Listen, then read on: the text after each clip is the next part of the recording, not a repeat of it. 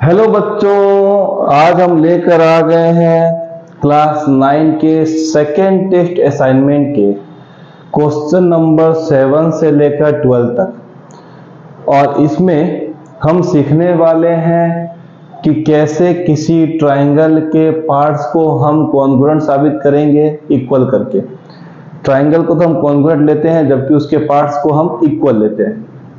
तो चलिए वीडियो शुरू करते हैं।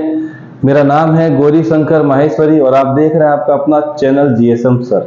तो बच्चों क्वेश्चन नंबर 7 से शुरू करते हैं। 7 में गिवन है state SSS congruence rule. SSS का मतलब साइड साइड साइड। चलिए स्टार्ट करते हैं। तो क्या है ये रूल, तो लिखते हैं if all three sides of one triangle is equal to the three sides of other triangle,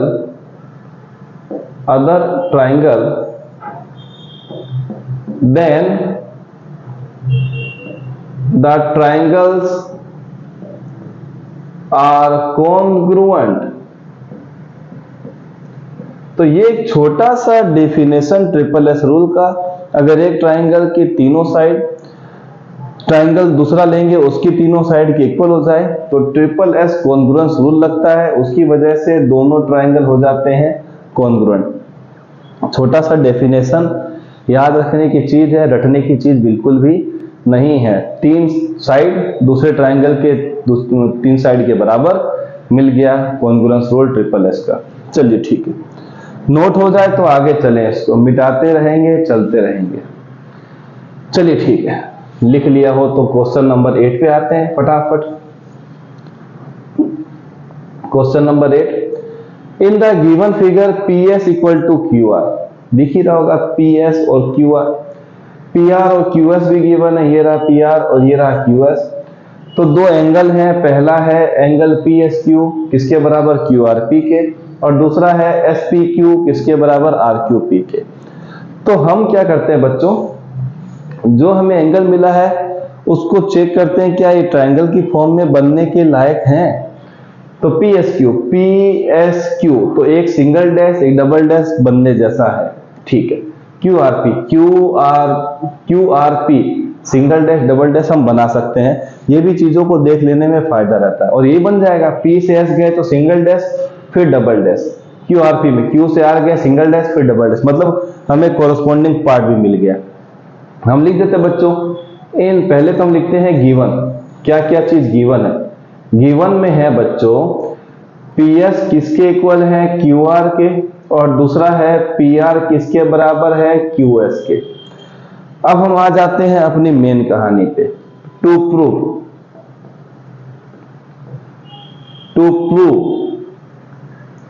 पहला पार्ट है बच्चों एंगल PSQ किसके बराबर है, QRP के, और दूसरा वाला दिया है SPQ एंगल RQP के बराबर। चलिए यहां पर आने के बाद बच्चों क्या होता है, हम इस कहानी को थोड़ा आगे और लेके चलते हैं। कैसे? हम दो ट्रायंगल लेते हैं प्रूफ पर। क्या लेंगे बच्चों, हम ले लेंगे इन ट्रायंगल, एक ले लेंगे हम PSQ एंड ट्रायंगल, दूसरा क्या आएगा बच्चों QRP। पहले वाले के ही एंगल को ट्रायंगल की फॉर्म में कन्वर्ट कर देते हैं। तो बच्चों पहले PSQ में आते हैं, तो PSQ में PS दिख रहा है, ठीक है सर। QR आपको यहां दिख रहा है तो QR भी हो गया। ये आ गया बच्चों हमारे पास गिवन। चलिए ठीक है, दूसरा वाला अगर हम गौर से देखें बच्चों तो हमें क्या मिलेगा, PR और QS। ये रहा PR और ये रहा QS, मतलब QS किसके बराबर आ गया, PR के। ये भी क्या आ गया बच्चों, गिवन आ गया। चलिए ठीक है, तीसरा वाला जब हम ढूंढेंगे बच्चों तो क्या मिलेगा वो देखते हैं। तो मिला है बच्चों PQR और PSQ। तो गौर से देखने पर हमें मिला कि यहां पर हमें PQ मिल रहा है और यहां भी बच्चों हमें PQ मिल रहा है, मतलब कॉमन बेस मिल गया है, सेम बेस। तो मैं लिख देता हूं PQ किसके बराबर है बच्चों, पी क्यू के, यहां लिख देंगे कॉमन। तो हमें सबसे खास बात मिली कि जो रूल हम लेके चले थे वही यहां अप्लाई हो गया। हम लिख देते हैं बच्चों triangle P S Q congruent to triangle Q R P, और रूल आ गया बच्चों ट्रिपल एस, और ट्रिपल एस क्राइटेरिया जैसे ही आया तो हम लिख देंगे पी एस क्यू, ये रहा एंगल की फॉर्म में, angle P S Q number 1 लिख के खत्म करते हैं। पी एस क्यू किसके बराबर आ गया बच्चों, क्यू आर पी के, और यहां लिख देंगे बच्चों सी पी सी टी। ठीक है, नंबर 2 पे आते हैं, तो नंबर 2 में देखते हैं बच्चों एस पी क्यू लिखा हुआ है। क्या एस पी क्यू यहां पर दिखने को मिल रहा है, बिल्कुल ये रहा एस पी क्यू, और दूसरा है क्यू आर पी, तो क्यू आर पी भी देखने को मिल रहा है। हम यहां भी चेक कर सकते हैं S P Q, S P Q ये पूरा एंगल, ठीक है सर। दूसरे वाले पे आते हैं तो आर क्यू पी ये पूरा एंगल, ये बच्चों क्या हो गया, आपस में इक्वल हो गया। हम देखते हैं तो पी एस क्यू में पी पूरा था और क्यू आर एस में क्यू हमें पूरा मिल रहा था। क्यू आर पी में बच्चों हमें आर, ये वाला नहीं है सॉरी, ये वाला एंगल हमें पूरा मिल रहा है। तो ये बच्चों क्या है, आपस में पूरे एंगल है तो इक्वल है। तो हम यहां लिख देते हैं एंगल एस पी क्यू। ध्यान रखिएगा एक ये वाला एंगल है क्योंकि पी एस क्यू लिया पूरा एंगल, इसके बीच में लाइन नहीं दिखेगी। दूसरा हम ले रहे हैं ये वाला ट्राइंगल, तो इसमें भी आप देखेंगे तो आर क्या मिल रहा है, पूरा, तो हमने पूरा लिख दिया। तो एस पी क्यू किसके बराबर आ गया, एंगल आर क्यू पी के, और रीजन है कि ये दोनों ट्राइंगल है congruent, P S Q congruent to triangle Q R P. तो ये हो गया है क्वेश्चन नंबर 8। बचा हुआ है क्वेश्चन नंबर 9, इसको भी हम फटाफट कर लेते हैं। तो नोट कर लीजिए, फिर हम चलते हैं आगे फटाफट। चलिए नोट हो गया होगा, अब हम आगे चलते हैं। लास्ट जो यहाँ लिखा हुआ है 9 नंबर मिटा दिया जाए बच्चों। चलिए ठीक है, नंबर 9 पे आते हैं। नंबर 9 में बच्चों क्या बोला है, ये लीजिए, पूछा है in triangle ABC the bisector AD of angle A is perpendicular to the side BC, see the given figure so that AB equal to AC, और हमें बताना है कि ABC आइसोसेलेस है। अगर दो साइड इक्वल है तो ट्राइंगल क्या होता है बच्चों, आइसोसेलेस। तो हमें यहाँ पर गिवन में आते हैं। गिवन में बच्चों हमें बोला एंगल A बाइसेक्टर हो गया है, किसकी वजह से, AD की वजह से। तो मैं यहाँ लिखता हूँ DAB, एंगल DAB किसके बराबर है बच्चों, DAC के, एंगल DAC। ठीक है, दूसरा ये परपेंडिकुलर गिवन है तो हम इसको यहाँ ना लिख के सीधा ही सॉल्यूशन में ही लिख देंगे। अब आते हैं बच्चों टू प्रूफ पर। टू प्रूफ में क्या आएगा बच्चों, हमें प्रूफ करना है AB किसके बराबर है, AC के, और साथ में ट्राइंगल ABC को लगाना है आइसोसेलेस। ठीक है, अब आते हैं बच्चों प्रूफ पर। सॉरी, प्रूफ पे आते हैं तो दो ट्राइंगल दिख रहे हैं, एक ADB और एक ADC। In triangle ADB and triangle ADC। अब दो ट्राइंगल में आते हैं तो तीन चीजें इक्वल करनी है। तो AD में आते हैं बच्चों तो हमें क्या मिलेगा, सबसे पहला 90 डिग्री। तो हम 90 डिग्री के पास आते हैं, angle ADB is equal to angle ADC। ये क्या आएगा बच्चों, परपेंडिकुलर है तो ईच 90 डिग्री। दूसरा बच्चों हमें यहाँ पर एंगल इक्वल मिला हुआ है तो मैं लिख देता हूं एंगल DAB किसके बराबर आएगा बच्चों, एंगल DAC के। ये क्या है बच्चों, गिवन है क्योंकि ये AD एंगल A को बाइसेक्ट कर रहा है। तीसरा बच्चों दोनों में कॉमन क्या मिल रहा है, AD, तो क्या लिख दूंगा बच्चों यहाँ पर AD कॉमन। तो हमें मिल गया है 3 में दो एंगल और एक साइड। तो इन दोनों ट्राइंगल को करता हूं मैं congruent, triangle ADB congruent to triangle ADC। अब रूल कौन सा लगेगा, देखिए यहाँ पर आपको दिख रहे हैं दो एंगल दिख रहे हैं, एक साइड और एक क्राइटेरिया ये भी है। तो हम कैसे पता करते हैं, तो बच्चों देखेंगे जो हमने एंगल लिए हैं और वही साइड हमने इंक्लूड कर दी है, इसका मतलब दो एंगल के बीच में साइड आ गई है तो रूल आएगा ASA वाला। तो लगा देंगे ASA क्राइटेरिया।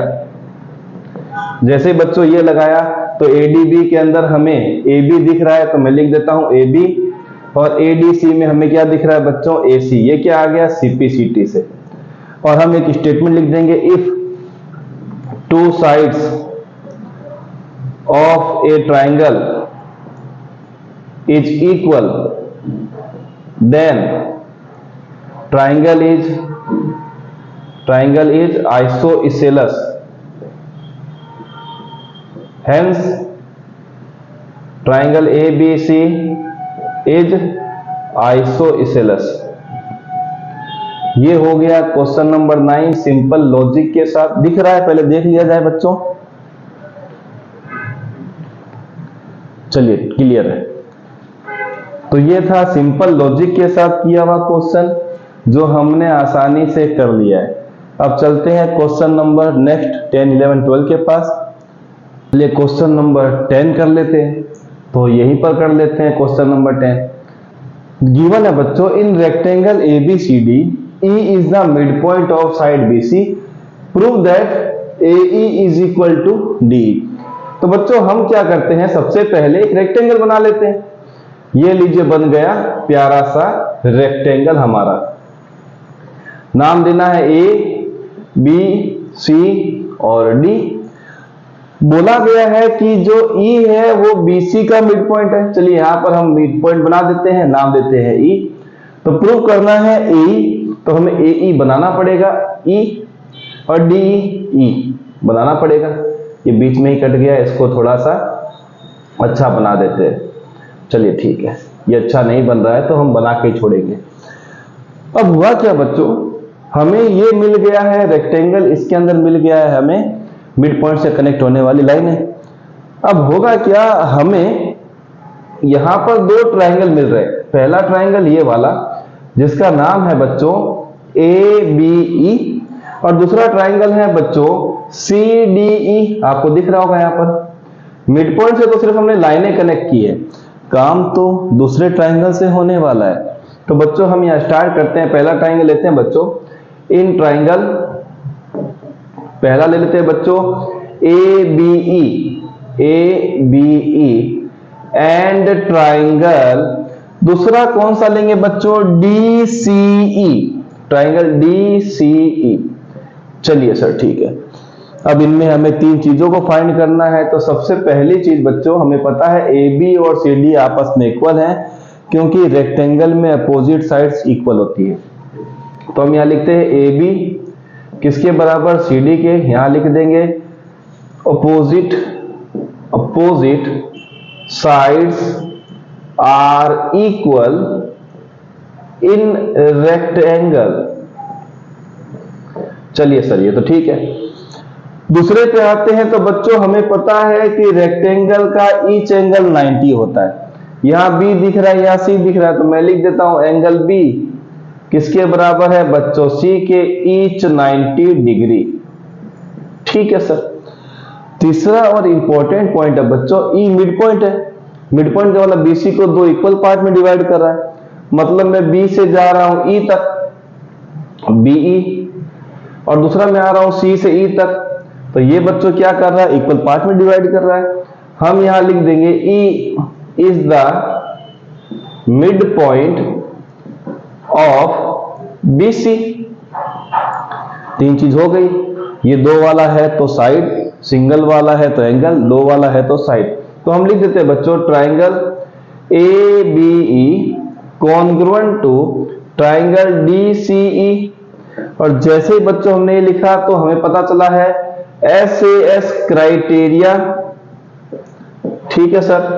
और जैसे ही बच्चों ये क्राइटेरिया आया हम लिख देते हैं, इसके अंदर हमें दिख रहा है AE और इसके अंदर हमें दिख रहा है DE, और इसको हम कर देंगे बच्चों CPCT से प्रूफ। और ये हो गया हमारा काम तमाम इस क्वेश्चन का। तो शायद आपको समझ में आएगा, दो ट्राइंगल, एक ये और एक ये लेना था। इसमें कोरोस्पोंडेंस का बहुत ध्यान रखना पड़ता है। हमने जब ABE लिया था तो हम मिडिल इस पार्ट से 90 डिग्री और फिर मिड पॉइंट पे, वैसे ही इस पॉइंट से हम गए थे 90 डिग्री फिर मिड पॉइंट पे गए थे। तो कोरोस्पोंडेंस का भी थोड़ा ध्यान रखिएगा ट्राइंगल को चूज करते वक्त। चलिए विजिबिलिटी देख ले, अगर सब कुछ सही हो रहा है अपने तरीके से, क्या बात है। तो मजा आता रहता है सॉल्यूशन का। चलिए बच्चों आगे चले हम फटाफट। चलिए 10 के बाद आ जाते हैं क्वेश्चन नंबर 11 पे। और 11 नंबर बच्चों क्या है, ये क्वेश्चन तो ऐसे जैसे हमने बहुत देखे हुए। चलिए AD and BC are equal perpendicular to a line segment AB, see the figure so that CD bisect AB। अब हमें क्या मिलता है बच्चों, जब भी आपको कुछ ऐसा स्टेटमेंट मिलता है और आपको वर्ड मिलता है बाइसेक्ट ये वाला, तो आप उसके बाद वाली चीज को देख लें। एंगल है कि साइड है, दोनों में से कोई भी दिक्कत नहीं है। फिलहाल यहाँ पर AB गिवन है, मतलब साइड गिवन है। चलिए ठीक है, तो हमने AB को देख लिया, निहार लिया, मस्त तरीके से समझा। जब AB को देखा और उसके पहले बाइसेक्ट को भी देखा तो पता चला कि ये दो पार्ट में डिवाइड हुआ, कहीं ना कहीं तो दिख रहा है, दो पार्ट दिख रहे हैं। AB एक पार्ट ये दिख रहा है, दूसरा पार्ट ये दिख रहा है। मतलब अगर हम O से A OA और O से B OB को इक्वल कर दें तो हमारा काम क्लियर हो जाएगा। तो बच्चों इसी को लेके ही तो हम सॉल्यूशन करते हैं। तो हम यहाँ पर लिख देते हैं सबसे पहले गिवन पार्ट में, गिवन में क्या क्या है बच्चों, तो देखते हैं। सबसे पहले गिवन है AD किसके इक्वल दिया बच्चों, BC के इक्वल परपेंडिकुलर्स है, तो दिया हुआ है तो उसको लेके भी चलना पड़ेगा। ठीक है, दूसरा क्या दिया है बच्चों, हमें कुछ गिवन है तो 90 डिग्री है, उसको लिखने की जरूरत नहीं है, और लिखना चाहे तो लिख भी दीजिए, कोई दिक्कत नहीं। लिख देते हैं बच्चों CBO, angle CBO is equal to C से 90 डिग्री, तो D से 90 डिग्री, तो DAO ये क्या है बच्चों, 90 डिग्री गिवन है, हम इसको भी लिख देते हैं। दूसरा हम आते हैं बच्चों टू प्रूफ पे, हमें साबित क्या करना है। साबित करना बच्चों CD bisects AB means IE means हमें प्रूफ करना है कि AB दो पार्ट में डिवाइडेड है, मतलब AO is equal to BO है कि नहीं है। चलिए ठीक है, अब आते हैं छोटे से प्रूफ के पास। तो दो ट्राइंगल तो हमें दिख रहे हैं, उन्हीं को लेके चलना है। तो बच्चों ट्राइंगल लेते हैं, इन ट्राइंगल लेते हैं ADO या फिर DAO लेके चले तो भी दिक्कत नहीं, हम कॉरस्पॉन्डेंस पार्ट को मैच कर लेंगे। DAO ये लीजिए DAO एंड ट्राइंगल CBO। चलिए ट्राइंगल CBO, अब हम स्टार्ट करते हैं। सबसे पहले बच्चों हम क्या करते हैं, जो गिवन है वो ले लेते हैं। तो AD किसके बराबर गिवन है बच्चों, BC के, लिख देते हैं गिवन। दूसरा है बच्चों DAO, एंगल DAO किसके बराबर है, एंगल CBO के, और ये क्या हो गया बच्चों, ईच 90 डिग्री। ठीक है सर। तीसरा देखेंगे तो ये वाला एंगल और ये वाला एंगल हो गया equal due to vertically opposite angle, तो इसको बच्चों हम लिख देते हैं AOD, एंगल AOD किसके बराबर आ जाएगा बच्चों, BOC के, ये लीजिए। और यहां पर आएगा वर्टिकली अपोजिट एंगल। चलिए तीन चीज इक्वल आ गई, तो ये दोनों ट्राइंगल हो गए बच्चों congruent. DAO congruent to triangle, थोड़ा अच्छा लिख दिया जाए, कॉन्ग्रुएंट टू ट्राइंगल CBO। अब कहानी आ गई कि हमारे पास दो एंगल है और एक साइड है, दो एंगल और एक साइड, तो क्राइटेरिया दो समझ में आता है, एक आता है ASA वाला और एक आता है AAS वाला। इस क्राइटेरिया के बारे में पूरी तरीके से एक्सप्लेनेशन हमने पिछले वीडियो में अपलोड कर दी है। आप GSM सर चैनल पे सर्च मारेंगे ASA और AA डिफरेंस, तो आपको अच्छी वे में, इजी वे में, तरीके से समझा हुआ टॉपिक मिल जाएगा, तो आप इसको देख सकते हैं। और हम यहाँ थोड़ा बहुत डिस्कस करते हैं कि क्राइटेरिया कौन सा यहाँ फुलफिल होने वाला है। बच्चों देखेंगे तो ये वाला जो एंगल है और ये वाला एंगल है, तो इन दोनों एंगल से कनेक्टेड जो साइड है उसको हमने यहाँ पर साइड की फॉर्म में नहीं लिया है, हमने इन दोनों से अलग अलग से जो साइड थी उसको लिया है, मतलब साइड कहीं भी इन्वॉल्व नहीं है, नॉट इंक्लूडेड है। और जब नॉट इंक्लूडेड हो तो आप ये वाला क्राइटेरिया नहीं लेंगे, लेंगे बच्चों AAS वाला रूल। AAS criteria.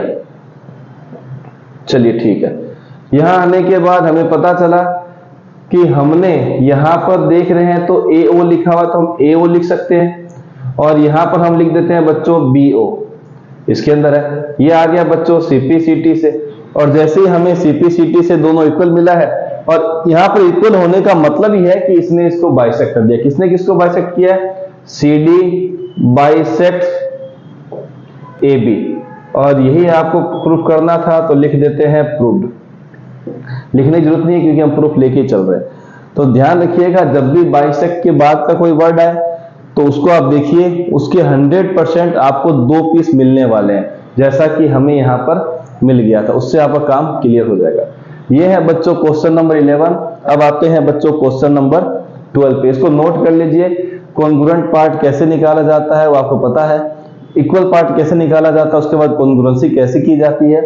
हम अच्छे खासे क्वेश्चन इसके कर चुके हैं, मिटा दिया जाए बच्चों। चलिए, अच्छा क्वेश्चन था जो हमने इसको भी क्लियर कर दिया। अब आते हैं बच्चों नेक्स्ट पार्ट पे, जो कि है last question number 12। Question number 12 में बच्चों आ गया, in the given figure AB and CD bisect each other at O, prove that AC equal to BD। तो जो गिवन है पहले लिखना शुरू करते हैं बच्चों। अब तो हम फटाफट भी कर सकते हैं। गिवन है बच्चों क्या, दोनों साइड आपको इक्वल गिवन है। यहाँ C लिख दिया जाए, मिट गया था। मतलब OC और OD इक्वल है। ये लीजिए, OC किसके बराबर है? OD के। दूसरा देखेंगे तो OA या फिर AO और BO भी इक्वल है। AO और BO भी क्या है बच्चों? इक्वल है, डैश डैश दिया हुआ है। चलिए ठीक है, अब क्या होगा बच्चों, हम आ जाते हैं टू प्रूफ पे। टू प्रूफ में क्या करना है बच्चों, हमें AC किसके बराबर निकालना है? BD के। अब आ जाते हैं बच्चों प्रूफ पे। अब प्रूफ में क्या है, जो चीजें हैं उसको लिख देते हैं। तो बच्चों हमें गिवन है इन ट्राइंगल, पहला लेते हैं बच्चों AOC, सिंगल डैश फिर डबल डैश, सिंगल डैश फिर डबल डैश में बच्चों आ गया AOC and triangle.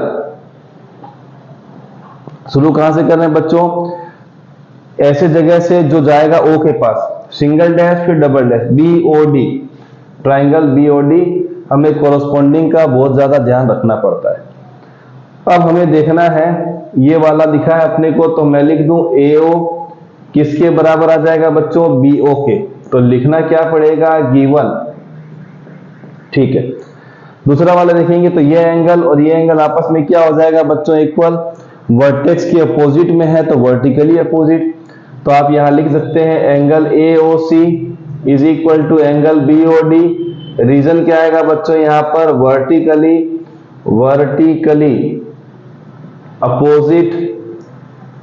Opposite angle.